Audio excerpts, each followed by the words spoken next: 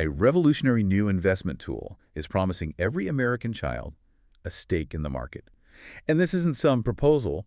It's backed by the U.S. government and now supercharged by billions in private philanthropy.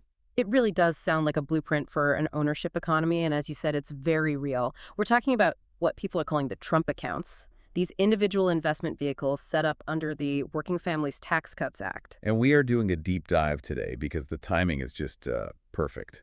This program just got a monumental shot in the arm. A huge one. The $6.25 billion charitable commitment from Michael and Susan Dell. I mean, this is one of the largest direct private investments ever made in the future of U.S. children. That figure, $6.25 billion, is just hard to wrap your head around. It takes this from a government pilot program to, well, a national financial institution almost overnight. It really does. So our mission today is to unpack all of this. You need to look at the mechanics, the structure of this savings tool. And examine the sheer scale of that private investment, but also explore the core tension at its heart. Right, and that's the big question, isn't it? Are these accounts truly a path toward, reducing generational wealth inequality and expanding the American dream for everyone? Or are they structured in a way that risks them becoming just another lucrative tax shelter for the wealthiest families, the ones who can already afford to save? Exactly. We have to look closely at the fine print to understand who really stands to benefit the most. Okay, let's start at the beginning. The government's initial commitment. Proponents, they see these accounts as a way to create a widespread ownership economy. So what's the actual foundational investment? The foundation is it's simple and it's universal. The law mandates a one-time $1,000 investment from the government. For every single child. For every U.S. citizen child born during a specific pilot period. That window runs from January 1st, 2025 through the end of December 2028. And crucially, this money isn't just parked in some treasury account. It gets put to work right away. Precisely. The law is very strict on the investment strategy. The funds have to be invested in a broad, low-cost U.S. equity index fund. So think the S&P 500, Yes. something like that. Exactly. And very importantly, the fees are capped. They can't charge more than 0.10% in annual fees. The goal is long-term market growth, not letting high costs eat away at the principal. This is where we need to pause and really look at the numbers, the projections. If that initial $1,000 is just left untouched for 18 years, Right. the sources say it could grow to about $4,200, a decent start. Yeah. But then you see these other much bigger numbers, like projections, that this could balloon to as much as $1.9 million by age 28. And that $1.9 million figure is, it's the ultimate carrot, but you're right to question it. It sounds almost too good to be true. Well, it relies on perfect maximal utilization. It assumes the family contributes the absolute maximum allowed, that's $5,000 every single year for 28 years straight. Plus, consistent market returns. So it's a projection showing the potential of the tool, but maybe not the reality for the average family that the Dells are trying to reach. That $5,000 annual contribution is the real linchpin here. Absolutely. The average family, especially those living paycheck to paycheck, they're going to find that target. Well, nearly impossible to hit. But this brings us to the contribution rules themselves. Okay. Because this is where the tax advantages, especially for higher earners, really start to come into focus. So how does that contribution mechanism work? We know family and friends can put in up to $5,000 a year. They can, but those contributions must come from post-tax dollars, meaning the money has already been taxed by the IRS before it goes into the account. But there are exceptions. Two major ones that create really distinct advantages. The first involves employers. They can contribute up to $2,500 per year. And what's special about that money?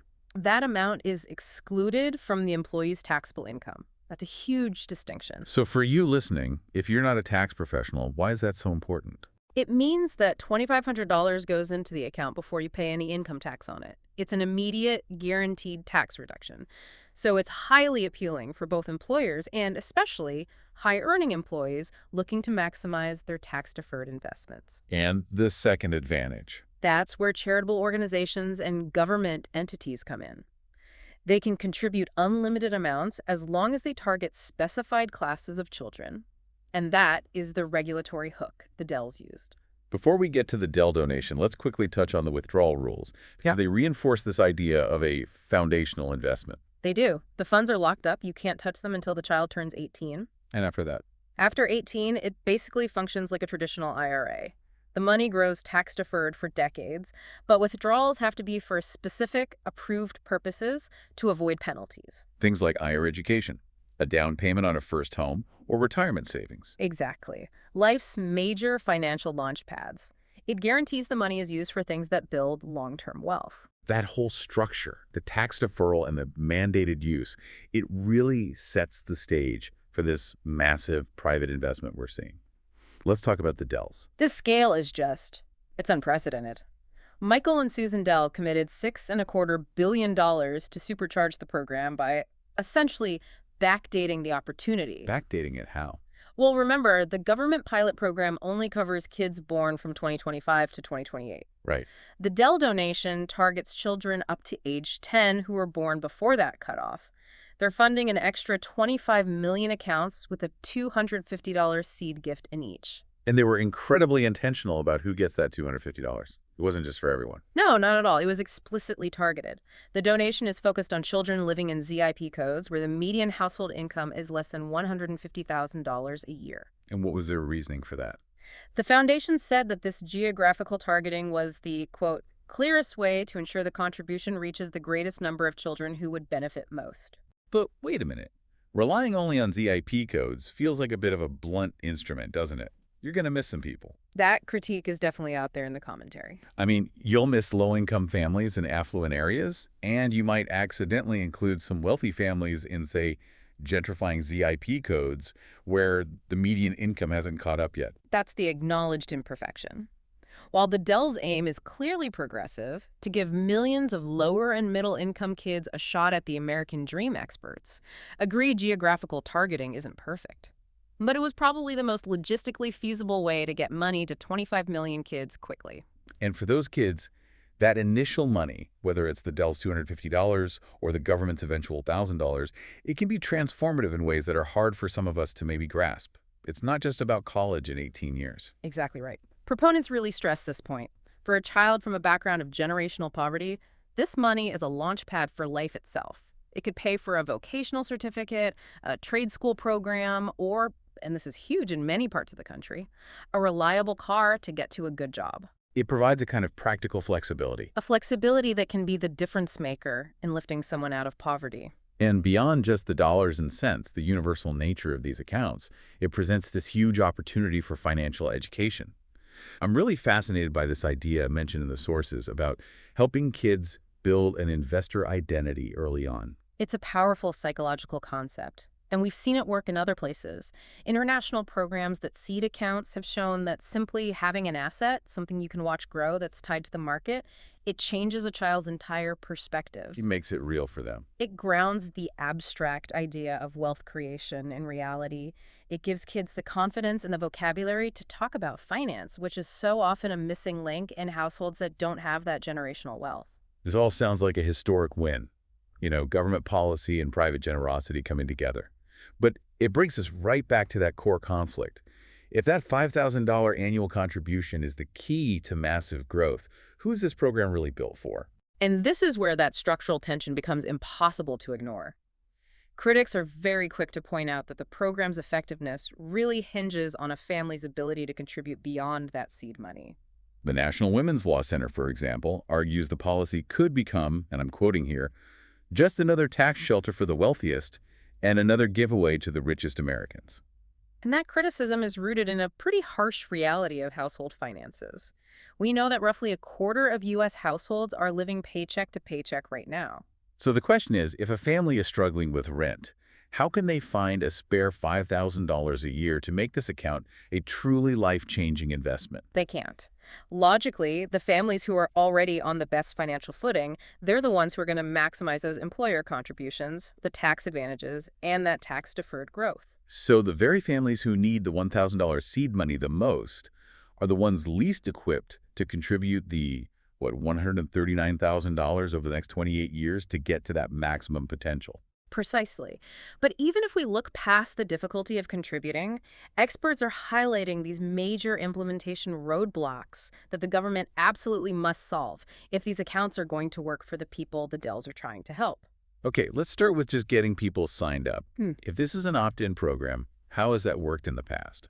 Historically, it's been abysmal. The Aspen Institute and others, they're all emphasizing that automatic enrollment is crucial. Participation rates in similar opt-in savings programs have been so low. I mean, we've seen numbers like 2 to 6% nationally. Wow, that's nothing. It's nothing. That kind of inertia just doesn't work for a program aiming to be universal. And we have real-world proof that friction just kills participation. Where have we seen this play out? Maine's program is the classic case study. When it was opt-in, rates were low. When they shifted to automatically opening an account for every eligible child, their participation rate shot up to 100%. 100%. The message to the Treasury Department is crystal clear. They have to create an automatic enrollment experience, or millions of kids targeted by this funding will simply never access it. That handles the friction of getting started. But the second roadblock sounds even more serious.